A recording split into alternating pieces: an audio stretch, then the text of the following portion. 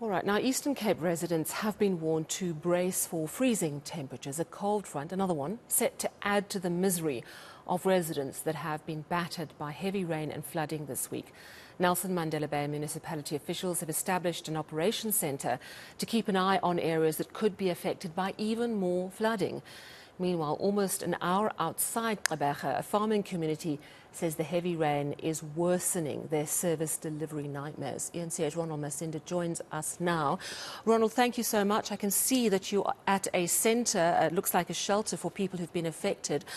Today you've been assessing various areas and you visited eNCA today, which is part of the Kocha local municipality.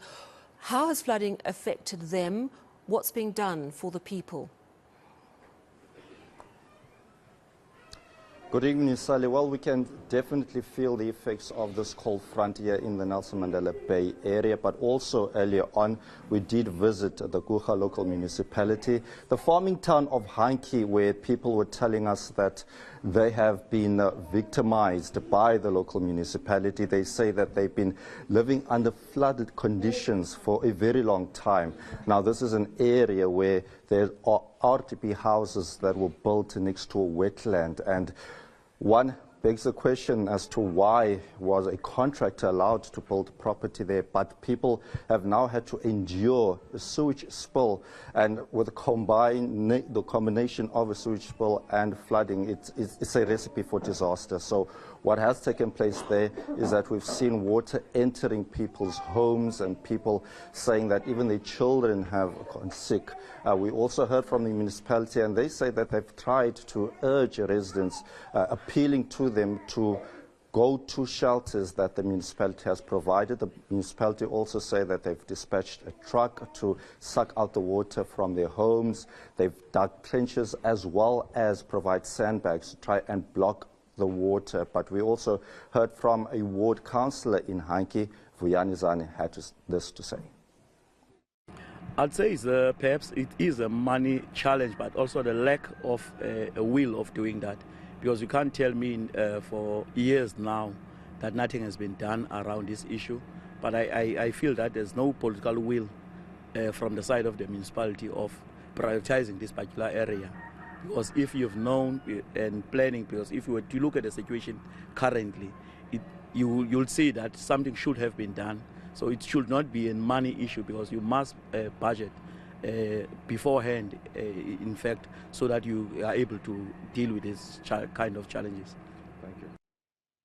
All right, so that's the situation up in eNCA, but of course there are many other areas affected. Nelson Mandela Bay, over 1,000 people have been now forced to leave their homes and live in shelters. We're also hearing, as we heard last night, warning of heavy rains. Did last night's heavy rain materialize, and what is likely possible to happen tonight and in the coming days? Well, we are anticipating more heavy rain, but last night we also had a good shower in terms of the heavy rains, but nothing serious reported, Sally, as we've been asking also around the Nelson Mandela Bay municipality as to the effects of last night's rain. But what is important for now is that people are advised to remain indoors. I mean, we are at a centre in Motherwell where, as you can see around you, people are still flocking inside these centres. A lot of them still affected by flooded homes. They are provided food, shelter, as well as very important essentials. But what is worrying is seeing a lot of kids who are around here, and one wonders, Sally, if they are going to school. But I will be finding out more from the shelters coordinator. Sipokazi, thank you so much for your time. You were mentioning earlier that there is an operational centre. How does that function? Okay. The operational centre functions, we open it in the morning at 9 o'clock in the morning. We receive all the cases there, and then we assess them with social development. After that, then we place them. So at the moment, we've got 56 families at the centre, at this open centre, and then we've got 49 kids that are here. So that plus minus 101 people that are placed in this centre. Okay. Okay. That number has shrunk quite drastically. Since we came here, there was about over 200 people. But the question is, are kids going to school, given the circumstances? No, none of the kids went to school this week. That it's also frustrating because the kids are lacking some part of information this week. But the ward councillor, Lungaminyayo, just briefly wrote a letter. So tomorrow I'll be distributing this letter to these various schools to alert the teachers or the principal about the condition that these kids are facing at the present moment due to this flooding. Is there a particular reason why they are not going to school? Have they lost their school books?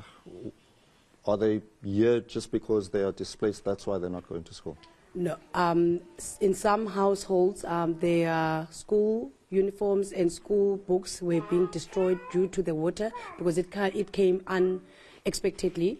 So they don't have sufficient things to go to school. So, and also the transportation, this place that we've placed them, it's far out from school. As I also understand it, that you go to various communities that have been affected by these floods, and a lot of the people who are not here are also part of your feeding scheme. Now, what happens if the flooding stops and this project stops? Do you think that people will still be waiting on the streets? Talk to us about that. Okay. I'm worried about that because as soon as we stop, as soon as this aid gets to stop, there are a lot of people. I've got 161 people that I'm feeding every day at the operational center that is in NU29, God is Love. Every day. I've got 3 meals that I serve there for those people, as much as I've got meals that I need to serve on this side as well, on this center. So as soon as this stops, I'll have to stop everything, but I'm worried that the people that are going to go hungry because now they know they've got a place whereby they could go and get some food. All right. Sisi Sipokazi, thank you so much for your time. That was Maria Sipokazi Funani.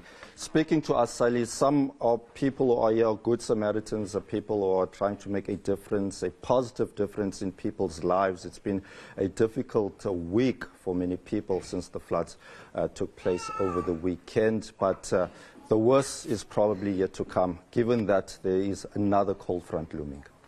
You know, and Ronald, it's just heartbreaking seeing these little ones, and they're being good as gold while you're broadcasting live. They're being absolute little sweethearts, and they have been dislocated from their homes. And those of us with kids, we know how upsetting it can be for a little one when suddenly their routine is totally upset. I mean, it's just astonishing. These little ones are just little troopers, just hanging in there. And really, Ronald, you know, it's so important that we shine a light on this because these little kids deserve better. Worrying that they're out of school, but also emotionally a very tough time for them and their parents. It is wonderful that there are people who are trying to help them. And thank you so much, Ronald. Do keep us posted on what happens in your part of the country. That, of course, is our reporter, Ronald Masinda.